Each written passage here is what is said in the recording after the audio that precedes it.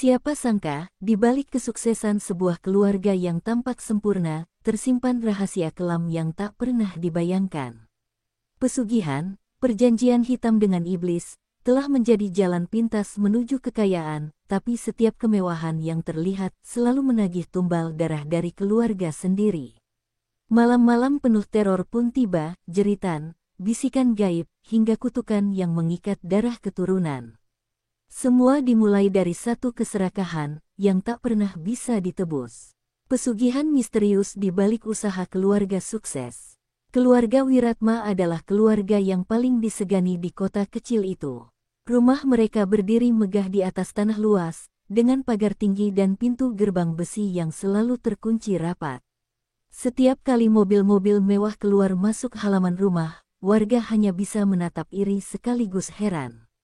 Tak ada yang tahu pasti bagaimana keluarga itu bisa berkembang begitu cepat. Hanya dalam waktu 5 tahun, usaha mereka meroket, mengalahkan pengusaha lain yang sudah puluhan tahun merintis. Hotel keluarga Wiratma selalu penuh tamu, toko emas mereka laris manis, bahkan usaha transportasi yang baru dibuka langsung menguasai jalur utama kota. Bagi orang awam, semua ini terlihat seperti buah kerja keras dan kecerdikan bisnis. Namun, bagi sebagian warga yang lebih peka, ada sesuatu yang aneh. Mereka melihat perkembangan usaha itu terlalu cepat, seolah ada kekuatan tak kasat mata yang mendorong dari balik layar. Beberapa orang tua di desa berbisik bahwa keluarga Wiratma menyimpan rahasia kelam. Ada yang mengaku pernah mendengar suara gamelan lirih menjelang tengah malam dari rumah megah itu, meski tak ada pesta atau hajatan. Ada pula yang bersumpah melihat bayangan hitam tinggi besar berdiri di atap rumah, lalu menghilang begitu saja ketika didekati. Namun semua itu hanya jadi desas-desus, karena tak seorang pun berani menuduh langsung. Arga, anak bungsu keluarga Wiratma, awalnya tidak terlalu peduli dengan gosip warga. Ia hanya tahu keluarganya hidup nyaman dan serba ada. Namun, semakin dewasa, ia mulai merasakan kejanggalan. Setiap kali usaha mereka berhasil meraih keuntungan besar, ada saja pekerja atau orang dekat keluarga yang tiba-tiba menghilang tanpa jejak. Seakan kesuksesan keluarganya selalu diikuti oleh pengorbanan yang tak terlihat. Warga sekitar mulai takut sekaligus benci pada keluarga Wiratma.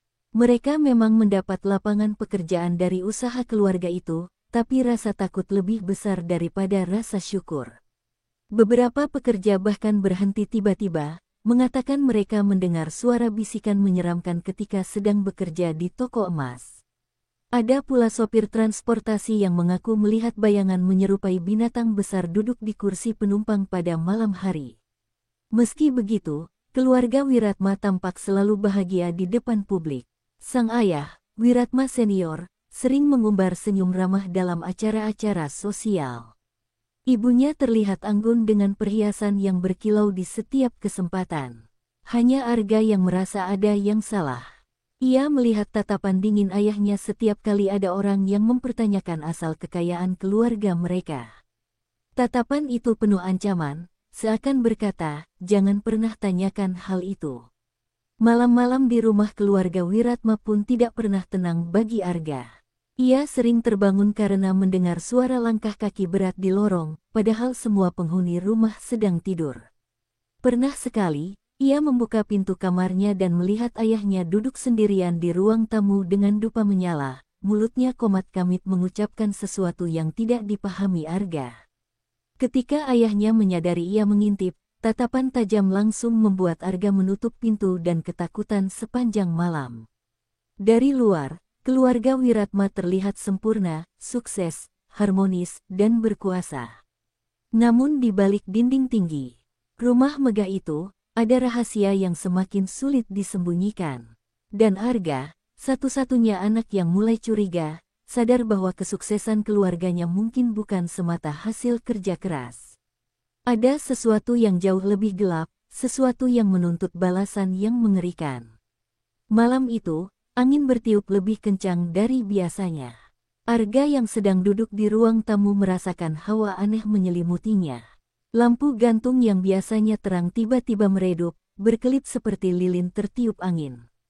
Dari arah gudang belakang, terdengar suara ketukan pelan yang berulang-ulang, seolah seseorang sedang mencoba masuk. Dengan jantung berdegup cepat, Arga memberanikan diri untuk menghampiri suara itu. Namun saat pintu dibuka, hanya kegelapan yang menyambut, disertai bisikan lirih yang tak bisa ia pahami. Keesokan paginya, Arga bertemu dengan seorang tetua desa bernama Pak Wirya. Lelaki tua itu memperingatkannya untuk tidak terlalu dalam mencari tahu rahasia keluarganya. Nak, ada hal-hal yang sebaiknya tidak kau usik. Harta yang terlalu cepat datang biasanya membawa tumbal, katanya dengan suara serak. Arga terdiam, namun dalam hatinya, rasa penasaran justru semakin membara. Ia tahu ada sesuatu yang disembunyikan keluarganya, sesuatu yang lebih gelap daripada sekadar rahasia bisnis.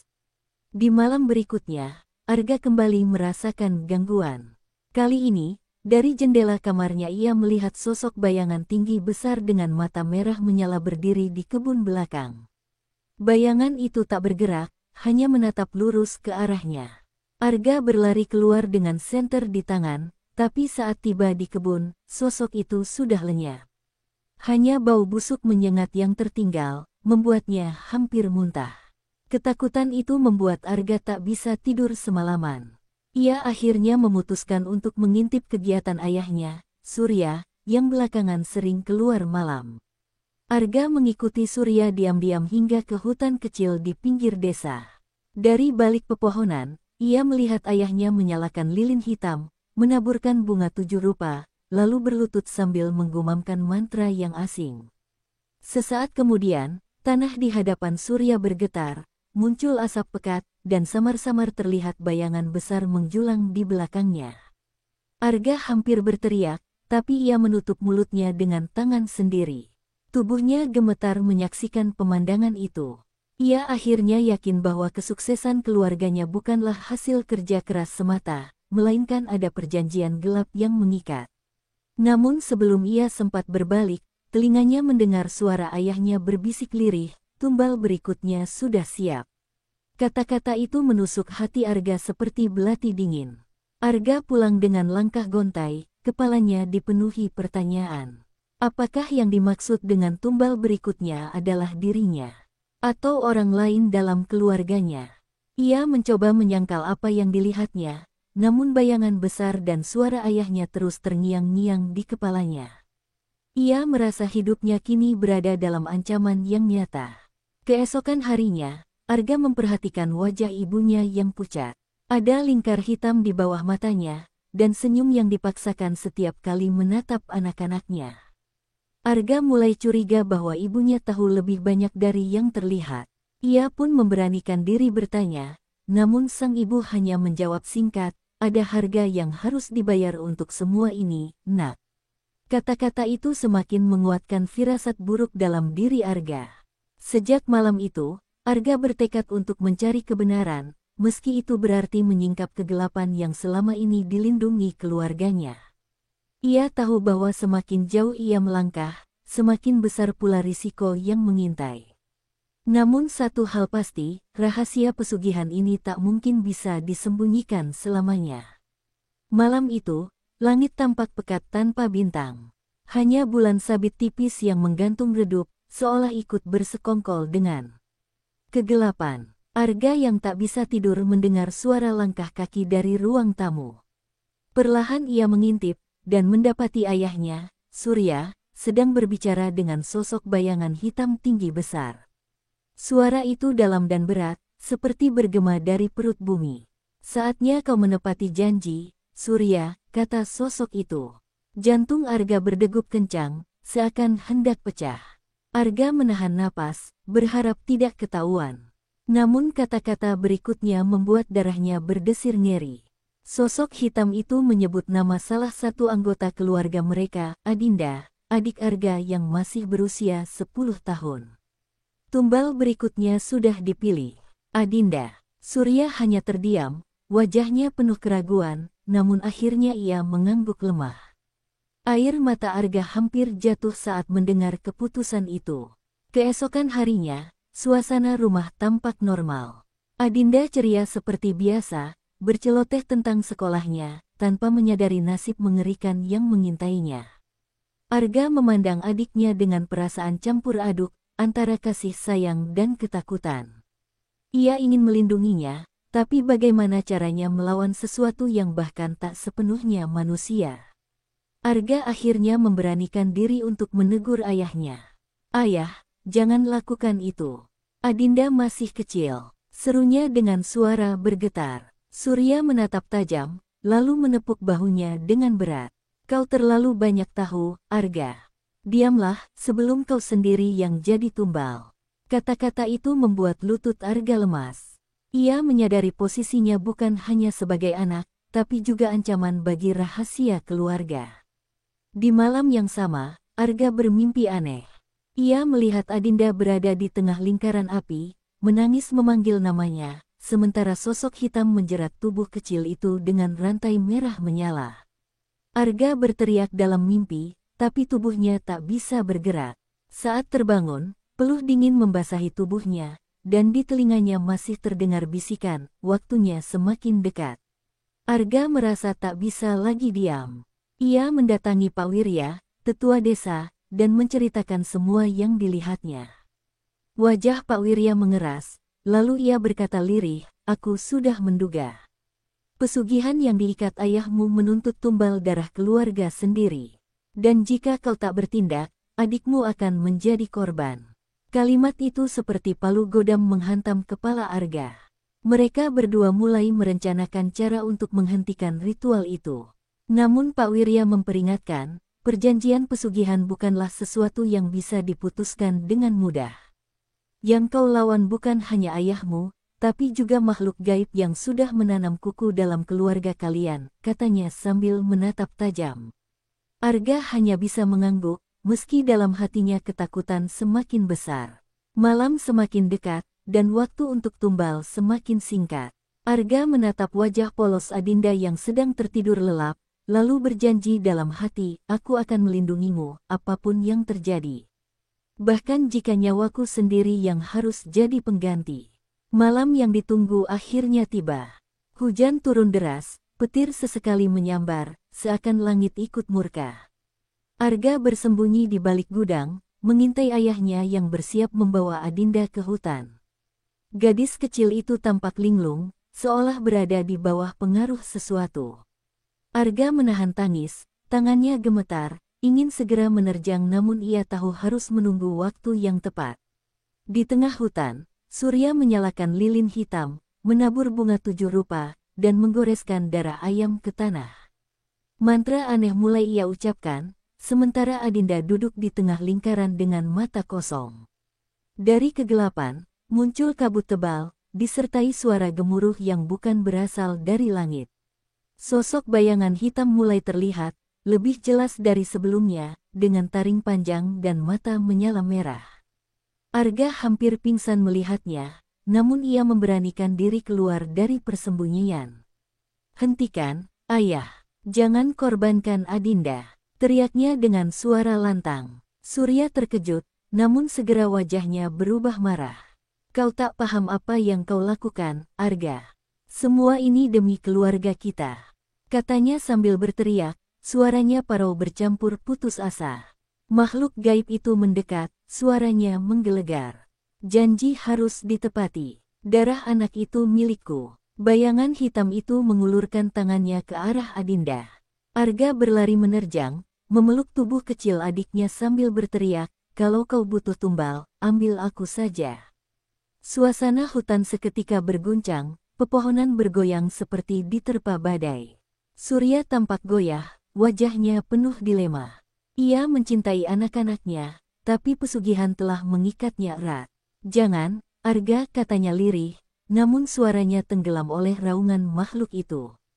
Sosok hitam menoleh ke Surya, seolah memberi ultimatum terakhir.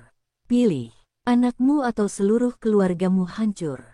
Arga menutup mata, siap menghadapi apapun. Ia bisa merasakan hawa panas dari makhluk itu mendekat, kulitnya terasa terbakar meski tak tersentuh. Adinda menangis dalam dekapannya, akhirnya tersadar dari pengaruh gaib yang menjeratnya. Kakak, jangan tinggalkan aku, bisiknya dengan suara serak. Kata-kata itu menusuk hati Arga lebih dalam dari apapun. Di saat yang genting, tiba-tiba muncul Pak Wirya bersama beberapa orang desa yang membawa doa-doa dan dupa. Mereka membacakan mantra penolak gaib dengan suara lantang. Cahaya dari dupa membentuk lingkaran pelindung, memisahkan Arga dan Adinda dari sosok mengerikan itu. Makhluk hitam meraung marah, tubuhnya berguncang, seakan tak tahan oleh cahaya doa yang menyala. Surya terhuyung mundur, wajahnya penuh penyesalan. Ia menatap anak-anaknya, lalu menunduk, seolah menyadari kesalahan besar yang telah ia lakukan. Namun makhluk itu tak tinggal diam, ia melompat ke arah Surya, seakan hendak menagih janji dengan paksa. Malam itu, pertarungan antara doa dan kegelapan benar-benar dimulai. Jeritan Surya menggema di tengah hutan ketika makhluk hitam itu menubruk tubuhnya. Tubuhnya terhempas keras ke tanah, darah mengalir dari mulutnya. Arga berteriak memanggil ayahnya, namun Surya hanya menatap dengan mata sayu, seolah sudah pasrah pada nasib. Makhluk itu berdiri tegak, tubuhnya semakin besar, seakan menyerap kekuatan dari penderitaan Surya. Pak Wirya dan warga desa terus melantunkan doa, tapi makhluk itu tampak semakin murka. Asap hitam mengepul dari tubuhnya, melilit pepohonan hingga batang-batang besar berguncang. Janji tak bisa diingkari. Jika tumbal tak diberikan, maka seluruh garis keturunan ini akan hancur. Raungnya, kata-kata itu membuat Arga dan semua yang hadir merinding, seolah kutukan sudah tercetak di udara. Arga menunduk, memeluk erat Adinda yang menangis ketakutan. Aku tak akan biarkan kau menyentuh adikku, ucapnya dengan suara bergetar namun tegas. Makhluk itu menatap tajam ke arah Arga, lalu tertawa serak. Keberanianmu mengagumkan, tapi itu tak akan menyelamatkanmu dari takdir. Tawa itu bergema, memecah sunyi malam, membuat bulu kuduk setiap orang berdiri. Surya dengan sisa tenaganya merangkak mendekati anak-anaknya. Maafkan ayah, aku terlalu serakah, ucapnya dengan napas tersengal. Ia lalu menoleh pada Pak Wirya. Putuskan ikatan ini, meski nyawaku jadi bayarannya. Wajahnya penuh penyesalan, mata yang tadinya keras kini dipenuhi air mata. Pak Wirya mengangguk, lalu mulai membakar kemenyan dan menancapkan keris pusaka ke tanah. Kau harus ikhlas, Surya. Tanpa itu, ikatan ini tak akan bisa diputus, katanya. Surya menggertakkan giginya, lalu menutup mata, seolah siap menyerahkan dirinya sepenuhnya. Cahaya dari keris perlahan menyebar, menembus lingkaran gelap yang mengurung mereka. Makhluk itu meraung, tubuhnya mulai retak seperti kaca pecah. Namun sebelum lenyap, ia berteriak lantang. Keturunanmu tetap terikat, akan selalu ada darah yang harus dibayar. Ucapan itu meluncur seperti sumpah yang tak bisa dihapus, membuat semua orang tercekat dalam ketakutan. Tubuh Surya lalu jatuh lunglai, napasnya berhenti. Arga memeluk ayahnya sambil menangis, sementara Adinda menjerit histeris. Hutan itu kembali sunyi, hanya menyisakan aroma darah, dupa, dan sisa-sisa asap hitam yang perlahan menghilang. Semua orang tahu, meski makhluk itu berhasil diusir malam itu, kutukan yang ditinggalkannya masih akan membayangi. Arga menatap tubuh ayahnya yang dingin dengan hati yang hancur. Namun di balik air matanya, ia tahu bahwa perjuangan belum selesai. Ia harus mencari cara untuk memutuskan kutukan itu selamanya, sebelum generasi berikutnya menjadi korban. Dalam hatinya, ia bersumpah, aku akan mengakhiri ini, meski harus melawan kegelapan sampai ke akar-akarnya. Beberapa hari setelah kematian Surya, rumah keluarga itu tak pernah lagi terasa sama. Hawa dingin terus menyelimuti, bahkan saat matahari bersinar terik sekalipun. Arga sering mendengar suara langkah kaki di lorong tengah malam, meski ketika ia menoleh, lorong itu kosong. Adinda semakin sering sakit, tubuhnya lemah dan wajahnya pucat, seolah ada sesuatu yang menghisap energinya perlahan. Pak Wirya beberapa kali datang ke rumah untuk memberikan doa perlindungan. Ia menancapkan beberapa jimat di sudut-sudut rumah, namun tetap saja gangguan terus terjadi. Kadang lampu padam tiba-tiba, pintu terbuka sendiri, atau suara tangisan terdengar dari kamar Surya yang kini kosong. Arga tahu, ini bukan sekadar kebetulan, kutukan itu masih hidup. Suatu malam, Arga terbangun karena mendengar suara Adinda yang mengigau. Ia berlari ke kamar adiknya dan mendapati tubuh kecil itu kejang, matanya melotot kosong sambil berteriak, "Jangan ambil aku, jangan ambil aku." Arga panik, mengguncang tubuh adiknya hingga akhirnya Adinda terdiam, hanya tersisa tangis lirih. Saat itu, Arga sadar kutukan sudah mulai menagih darah keturunan keluarganya. Keesokan harinya, Arga mencoba mencari jawaban dari buku-buku tua peninggalan kakeknya. Ia menemukan catatan samar tentang sebuah ritual pemutus ikatan pesugihan, namun tertulis dengan tinta pudar dan sebagian hilang dimakan rayap. Dari yang terbaca, tertulis bahwa kutukan hanya bisa dipatahkan dengan pengorbanan yang setara dengan perjanjian awal. Kata-kata itu membuat Arga semakin resah. Arga merasa beban semakin berat. Ia masih muda, namun kini harus menanggung warisan gelap yang seharusnya tak pernah ada. Setiap kali ia menatap wajah Adinda, hatinya terasa teriris, takut kehilangan adik kecil yang menjadi satu-satunya alasan ia bertahan. Ia tahu, waktu mereka tidak banyak, karena tanda-tanda semakin jelas. Desa pun mulai resah. Beberapa warga mengaku melihat bayangan hitam berkeliaran di sekitar rumah Arga. Ada pula yang mendengar suara raungan dari dalam hutan, meski tak ada satupun hewan buas yang terlihat. Orang-orang mulai menjauh, dan keluarga Arga dicap membawa sial bagi desa. Pandangan sinis dan bisikan tajam mulai terasa di setiap langkah mereka. Pak Wirya akhirnya memanggil Arga untuk berbicara serius. "Nak, kau harus kuat. Kutukan ini bukan hanya akan memakan keluargamu, tapi bisa menyebar jika tak dihentikan.